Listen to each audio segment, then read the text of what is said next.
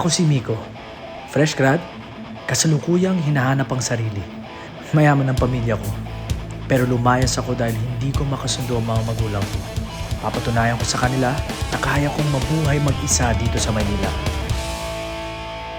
Ay, sige lang. Lilia, sandali nga. Bakit pa hindi ka ba nagre-reply sa mga chat ko? Panaysin ka lang Seryoso naman ako sa'yo ba't mo ko hinahawakan? Di ba may asawa ka? Pwede ba tantanan niyo akong dalawa? Susi ka pa no? Masalamat ka nga. May pumapatol pa sa'yo Di ba, pre? Uy, huwag ka naman ganyan tol kay Lilian. May asim pa rin naman yan, tsaka laman siyan din yan no? Uy, Bagay. kung mambabastos kayong dalawa, siguraduhin niyo lang mga pogi kayo Kapal ng mukha niyong dalawa. Ano ba? Ano sinasabi mo? Ano ba? Uy! Uy! Huwag ka dyan, boss! Sino ka? Ano ba? Oh, tol! Hawakan mo! Ano? Tapos dito Uy, tama na! Ano?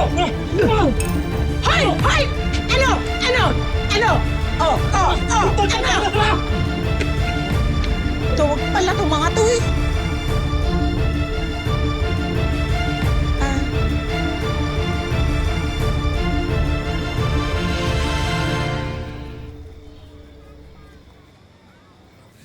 Aray. Pasensya ka na sa nangyari kanina, ha? Ano ang pangalan mo? Miko, Ayun, Miko. Hindi mo naman kasi kailangan gawin yung ginawa mo kanina. Tumandaan na lang ako dito. Kaya kong ipagtanggol ang sarili ko sa mga manyak na yun, ha? O, ayan, yan tuloy na pala mo. Okay na? Oh my God, Marcy, nabalitaan ko ang lahat. As in lahat.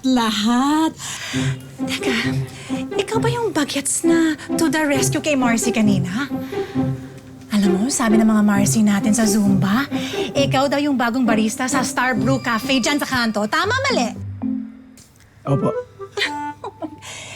Tsaka ang kutis niya, ba't ang kinis? Halatang lumaki ka sa kwarto na may aircon, no? Mga kasing rich kid Hindi ikaw yung tipong mahirap na probinsyano na lumuluwas sa Manila para makipagsapalaran dito, no? Tama, mali?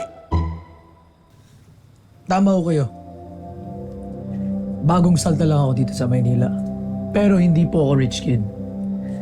Sa ngayon, ganap lang po ako ng maupahan dahil pinagbawalan na ako ng amo ko na matulog sa pinapasukan ko. At,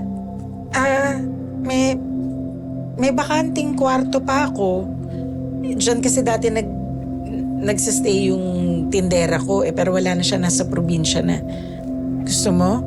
Para habang naghahanap ka ng rerentahan mo, di siya ka na lang muna. Talaga ho? Sige, salamat. Oo. Kunin mo na yung gamit mo. Ipapakita ko na sa iyo yung kwarto mo. Wait, teka lang. Sige ho. Wait, may napapansin pa ako, Marcy. Oh my God, Marcy. Oh my God, kamukha niya si yung ex mo. Si Hindi na. Halika na, papakita ko na sa iyo yung kwarto mo. Halika na. Sige po. Dali mo dito. Sobrang hawak na pinigil. Oh my God.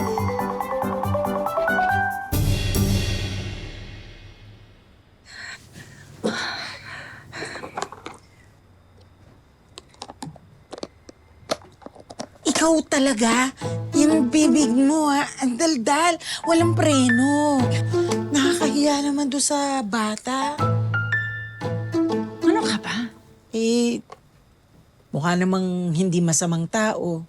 Ako naman nagmamagandang loob lang bilang pasasalamat sa ginawa niya para sa akin.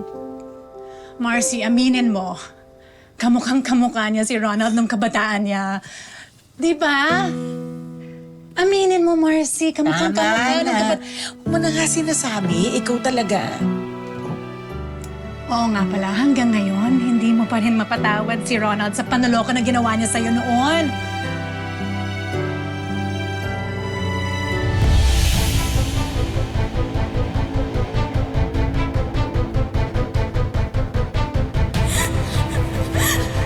Ronald!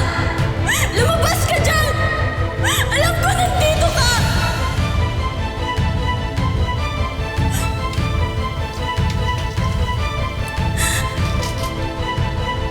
Bakit hindi ka sumipat sa kasal natin?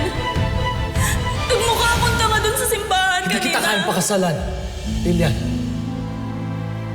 Hindi ko kayang matali sa isang tao habang buhay na hindi ko talaga mahal. Gusto ko malaman kung sino yung pinalit mo sa akin! Dito rin siya nakatira, di ba? Alma ka. Gusto ko siyang makita! Ilabas mo yung kabit mo! Ilabas mo yung kabit mo! Juliet, alma ka. Ha? Ang tao dito. Ilabas mo! Juliet. Nora? Pinutulan mo yung sekretarya ng tatay mo? Huwag kang mag-iskandalo dito sa pamamahay ko, kundi makita mo hinahanap mo. Ang kakapal talaga ng mga mukha ninyong mga kabit! Kayo na nga to ng agaw at nanira ng relasyon! Kayo pang may ganang magalit at magangas! Anong sabi mo?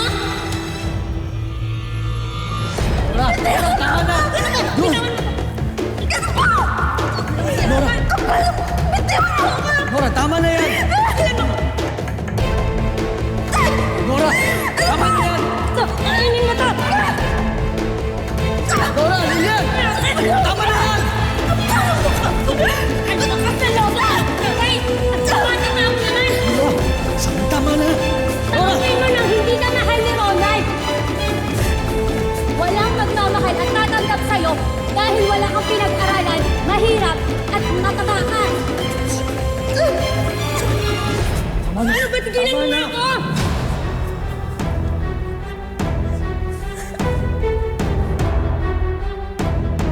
Kasi umayos ka rito! Ay, sasapang nga rito! Sabing tama na! Ako!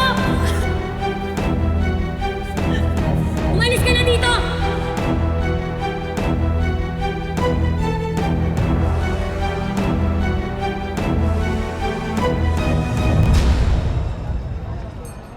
Eh, wait, teka lang.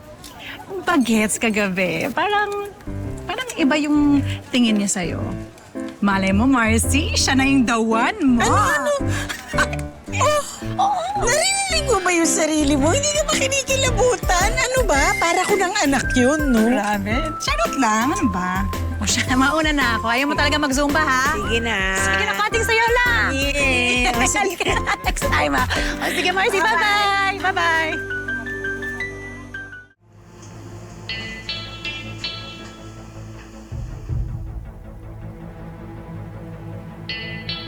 Tama si Mayet. Kamukhang kamukha nga niya si Ronald.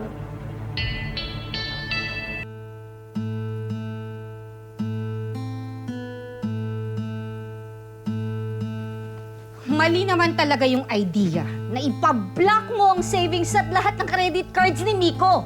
Kumalma ka nga! Ginawa ko yun para umuwi si Miko. Chief, lahat naman ho nang hilingin ng anak namin si Miko, binibigay namin. Ang masakit lang sa amin dalawang mag-asawa, yung hindi niya pinapansin yung wala siyang pakialam sa textile company namin na siya lang naman talaga ang magmamana. Ang gusto niya, magtayo ng sariling coffee shop, yun ang pangarap niya. Kung nalaman niya ngayon na wala talaga kaming panahon para suportahan at ayaw namin yung walang kwentang pangarap niya sa buhay. Anong ginawa? Nagtampo, lumayas! Chief, may lead na ba tayo kung saan tumutuloy ang anak namin? 2 linggo na siyang hindi umuwi. Bago pa na-block yung accounts niya, nakapag-withdraw siya sa isang ATM sa Manila.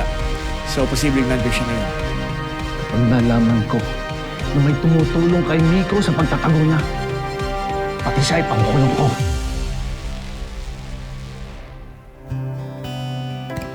Hindi nagtagal, inamin at kinuwento na rin sa akin ni Miko kung bakit at paano siya napadpad sa Maynila. Pansamantala ko siyang pinatira sa bahay ko habang naghahanap siya ng mauupahan. Good morning! Good morning. Ay, naghanda ako ng almusal. Kain ka Wow. muna. Ay, sorry pala ha. Pinakialaman ko yung sinampay mo. Namamalansya kasi ako ng damit ko kanina. Dinamay ko na yung damit mo. Nakikita ko kasi araw-araw kang pumapasok. Gusot yung damit mo. Thank you. Thank you. Alam mo, ganito pala yung pakiramdam na may nag-aalaga at nag-aasikaso sa akin. Na kahit minsan, hindi ko naranasan sa sarili kong magulang. Ako nga dapat magpasalamat Dati, puro 3-in-1 lang yung kape ko. Pero magmula nung tumira ka dito, nakatikim ako ng iba-ibang klaseng kape. Ang galing ah! Ang sarap kaya ng mga pinapatikim mo sa akin. Ay, May talent ka pala sa kape. Pwede ka na magtayo ng sarili mong coffee shop. thank you. Kasi nagkakaroon din kayo ng interest sa mga hilig ko. Siya nga pala. Uy, ano yan? Baka pwede naman ako mag-rent dito. Kaysa naman maghanap ako sa ibang place. Dito, masaya ako kasi may nag-aasikaso sa akin. Okay naman sa akin yun. Kain ka na. Sige. Tara, kain tayo. Sige, ikaw na. Sure ka? Sige. Hoy! Ay! Sira pa pala yun. Ikaw, kuha lang ako ng tuwalya.